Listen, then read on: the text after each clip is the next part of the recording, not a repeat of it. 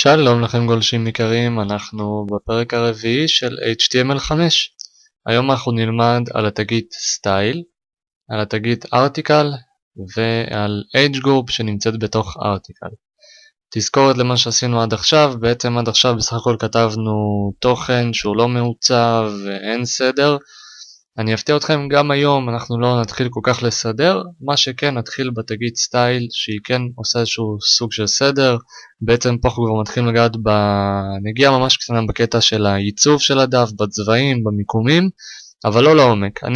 זה לא היה אמור להיות היום, אבל אני בכוונה נוגע בתגית הזאת, כי בעצם בשיעורים הבאים אנחנו נתחיל להיכנס לכל הקטע של CSS, שזה בעצם סטייל, זה העיצוב. אז אני רוצה שבאמת נתחיל לגעת בזה היום. מה שעשינו בשבוע שעבר זה בעצם את זה, מה שאתם רואים במסך. מה שנסיים היום בעצם את השיעור זה יהיה בזה. רקע כתום, לא איזה משהו מעוצב יפה. עדיין הכתבות, הסידור של העמוד לא נראה מסודר, זה עדיין לא נראה כמו אתר אינטרנט, אבל שוב אנחנו בונים אבני יסוד חשובים מאוד. מפה נתחיל ליסוד הטוב. בואו נתחיל, בואו נעבור לקוד.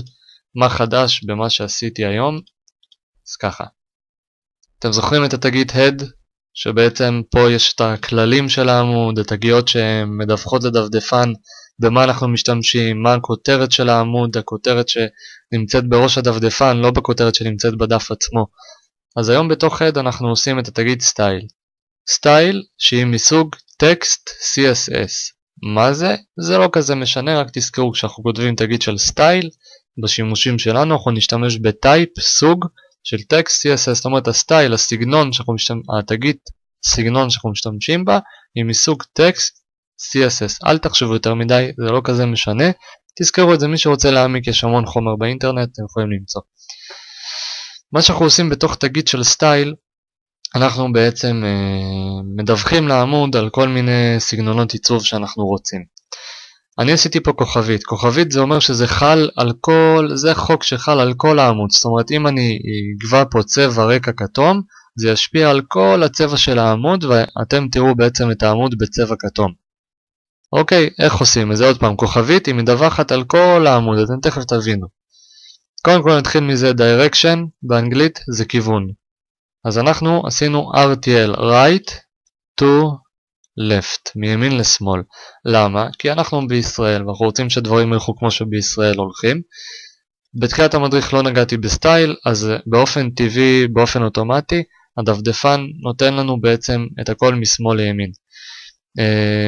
מה שאנחנו עשינו פה זה בעצם שינינו direction ל-RTL, ימין לשמאל, ובגלל זה מופיע ככה.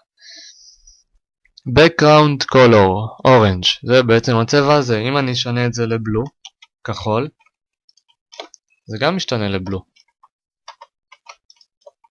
יופי. מאיפה אנחנו אמורים לדעת? מאיפה ידעתי שיש direction ושהוא קובע את העמוד? למה לא, לא יודע, כיוון, נכתוב כיוון באנגלית באותיות עבריות. מי קבע שזה דווקא direction ומי קבע שזה background color ולא פשוט color? אוקיי. קודם כל, אני לא אוכל לתת לכם עכשיו פה את כל התגיות הקיימות, אבל אתם שוב יכולים לעשות היום חיפוש בגוגל. גם אנחנו לא תמיד זוכרים את כל התגיות בעל פה, אנחנו משתמשים היום בתוכנה שנקראת Developer Express של מייקרוסופט, שם יש השלמה אוטומטית. ברגע שאני מתחיל לכתוב בעצם תגית של סטייל, זה משלים לי באופן אוטומטי את התגיות הפנימיות יותר, את איזה שימושים אני בעצם יכול לעשות.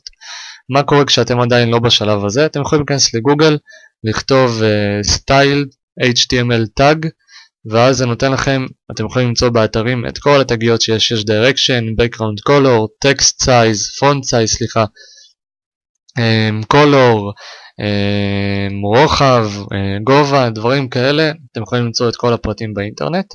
אנחנו מתקדמים כי זה באמת לא היה אמור להיות הנגיעה הראשית, פשוט נגיעה קטנה בסטייל. עכשיו עוד משהו, כל המרחב הזה הוא מרחב של סטייל.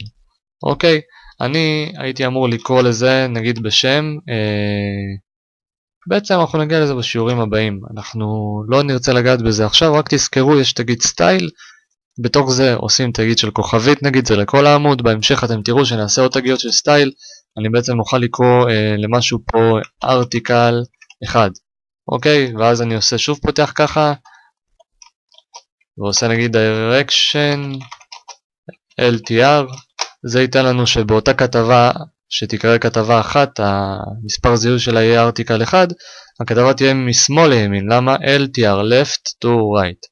אל תתבלבלו, לא נוגעים בזה עכשיו, נגיע לזה בשיעורים הבאים. אנחנו מתקדמים. אני שוב עושה תזכורת בכל פרק. פה סגרתי את הסטייל כמובן, זה הסוגר של הסטייל. אנחנו מתקדמים, אתם זוכרים את התגיד body, זה בעצם גוף האתר, מפה עד לפה, מתחילת האתר ועד סופו. יש לנו פה את ההדר, שזה ראש האתר אמרנו, החלק הזה למעלה, אצלנו זה כולל גם את התפריט בהמשך, סליחה, התפריט הוא מחוץ לזה, זה התפריט, navigation, בקיצור nav, URL אני מזכיר לכם, זה בעצם הדברים האלה, זה פתיחה, פה אני פותח רשימה, פה אני מכניס אייטם של רשימה, זה li הזה, הוא עושה את הנקודה הזאת, אם אני אוריד את ה-li הזה, ירדה הנקודה. אם אני יוריד את ה-URL, ירדו לנו כל הנקודות ברשימה, לא צריך לעשות את זה, הבנתם את הנקודה, נקודה. סגרנו את ה-navigation, עברנו לסקשן, בשיעור הקודם כאן עצרנו, השארנו את הסקשן ריק. מה זה הסקשן? אמרנו שהסקשן זה האזור המרכזי של האתר, אזור התוכן, האזור שבו לדוגמה מכניסים חדשות, או מכניסים מוצרים, או כל דבר אחר. אז אנחנו פותחים בסקשן, את הסקשן, את האזור של התוכן. אחר כך אנחנו פותחים תגיד של ארטיקל, כתבה. כתבה או הצגת מוצרים, עוד פעם, אנחנו קוראים לזה כרגע ארטיקל, כתבה. אז אני פתחתי טאג של ארטיקל. אני מזכיר לכם, אלה שמות שמורים כביכול ב-HTML, ואנחנו משתמשים ונצמדים אליהם. אחר כך אנחנו פותחים תגיד header. עכשיו אל תתבלבלו, אתם זוכרים שיש פה למעלה שוב header שהוא מסמל לנו את ראש העמוד. ההדר הזה מסמל לנו את ראש הכתבה, את החלק העליון שבכתבה, זה תוחם לנו את החלק העליון. איך לא נתבלבל? כי שוב אמרתי לכם לעבוד מסודר. section זה הראשי פה, זה התגיד הראשית, מתחתיה הארטיקל קצת יותר ימינה, אחר כך header עוד טיפה ימינה, וככה אתם יודעים שההדר הזה הוא חלק מהארטיקל, ושלא מדובר בהדר הזה שנמצא בתוך הבודי הראשי, תתרגלו לעבוד מסודר. אחרי ההדר פתחנו H group. מה זה H group? H group זה בעצם קבוצת כותרות או קבוצת מידע מסוימת. ברגע שיש לנו יותר מדבר פריט אחד שיש לנו פה בפנים בתוך כותרות, אנחנו פותחים תגיד של H group. תזכרו את זה, לא כזה קריטי, לא חובה, שוב התגיות האלה הם יותר בשביל סדר ואחר כך למקם, ופחות בשביל באמת משהו רשמי, אבל הכי חשוב שתעבדו מסודר לפי התגיות שיש. H group פתח לנו קבוצה של כותרות, אוקיי? בהמשך נלמד על עוד גרופס, או על עוד קבוצות. פה אנחנו מדברים על הקבוצות של H. מה זה קבוצות של H? אמרנו ש-H1, אתם זוכרים בשיעור הקודם הסברתי, H1 זה סוג של כותרת ראשית, כותרת גדולה, אנחנו גם אחר כך נגדיר אותה בסטייל, שנפתח עוד תגיד של סטייל, אנחנו נעשה H1, ואז נגדיר את הגודל של ה-H1. אז H1, בעצם אנחנו בכתבה הראשונה שלנו, התגיד הראשונה של ארטיקל, H1 בתוך ה-H group של ההדר של הארטיקל, זה הכותרת הראשית של הכתבה הראשונה. אחר כך באה הכותרת משנית H2, הסברתי לכם שזה הולך לפי סדר, H3 יהיה יותר קטן, H4 יהיה יותר קטן, כמובן שזה לא חובה, אנחנו פשוט מעצבים את זה, זה הסדר, ככה עובדים, H1 זה תמיד כותרת ראשית, H2 זה בדרך כלל כותרת משנית, H3, H4 שמורים יותר לקישורים ולכותרות עוד יותר קטנות. סגרנו את H group, סגרנו את ההדר של הכתבה, סיימנו. אם אנחנו רוצים להוסיף פה עוד דברים כמו מידע באיזה שעה נכתבה כתבה, אפשר להוסיף פה בהמשך. אפשר לעשות H3 או שאפשר מחוץ ל-H group להכניס את זה. אנחנו נעבור על הכל, נבנה אתר שלם, בסוף נעשה פרויקט ואתם תראו את הכל. סגרנו את ההדר. עכשיו, מה שמוזר לחלק האמצעי, כרגע אנחנו לא עושים שום דבר מיוחד מלבד P. התגיד P, פרגרף. זה בעצם מסמל לנו פסקה. כל תגיד כזאת שנפתחת של P ונסגרת, זה אומר שיש לנו פה פסקה אחת, ואם נכניס עוד P כזה, יהיה לנו מרווח בין השורות.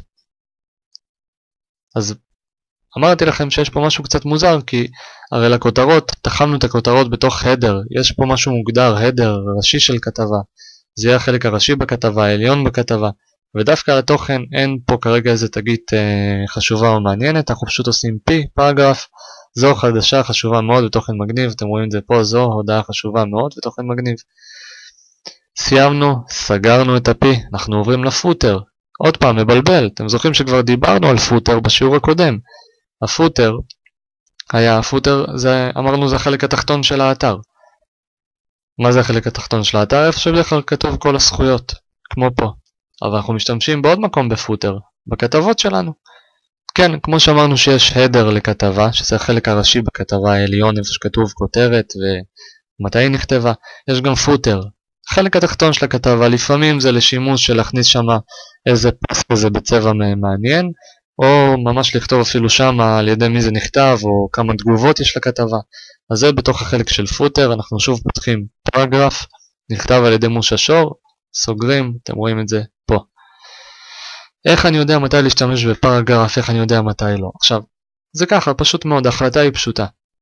ברגע שאנחנו רוצים לכתוב פסקה חדשה, לכתוב תוכן מסוים, לכתוב איזושהי הודעה מסוימת שהיא לא כותרת, אנחנו תוחמים אותה בתוך פרגרף, בתוך פסקה. אם זה משהו שהוא לא פסקה, אלא משהו חשוב, אנחנו שמים את זה באחד מהאייג'ים, כותרת. פשוט, נכון? סגרנו, סגרנו, סגרנו. היה בא לי לפתוח עוד כתבה, זאתי כתבה שנייה. אתם רואים לארטיקל, אני עבדתי פה לא מסודר אז אני מחזיר. הארטיקל אין פה מספור, אין פה, זה לא 1, 2, זה לא הולך ככה. אנחנו פתחנו עוד תגיד של ארטיקל, אתם תבחינו שפה נגמר ארטיקל, פה נפתח ארטיקל, זה בעצם כתבה נוספת. הכל אותו דבר, ממש, עוד פעם header, age group, כותרות, פרגרף לתוכן, פרגרף לתוכן, פוטר, שוב פרגרף בשביל לכתוב בתוך הפוטר מה אנחנו רוצים. רק שפה כתבתי כותרת ראשית לכתבה השנייה. כמו פה, זה פה מופיע, מה לא כמו פה? פה זה מופיע כותרת ראשית לכתבה השנייה. אם אני אשנה את זה, בלה בלה בלה, זה מוסיף לנו בהתחלה. בלה בלה בלה, ראשית לכתבה השנייה.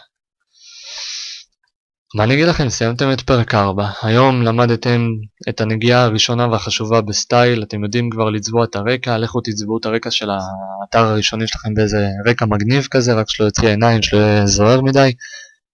כיוונו את הכתבה, ששיחה את כל העמוד כיוונו לצד ימין. בנינו פה סקשן בעצם, את כל האזור האמצעי, התוכן, ובנינו בתוכו ארטיקל. בפרקים הבאים, אני שוב אומר את זה, אנחנו נגיע לקטע של המיקומים, ניגע יותר בסטייל. אז אני מציע הנקודה הכי חשובה לפרק הזה, להשתפשף על הקטע של סטייל, לקרוא קצת בגוגל פרטים, מה יש בתוך סטייל, איזה תגיות יש בפנים, איזה פרמטרים יש בפנים, ומפה נתקדם הלאה. אני מאחל לכם לכולם שבת שלום, תודה רבה שצפיתם.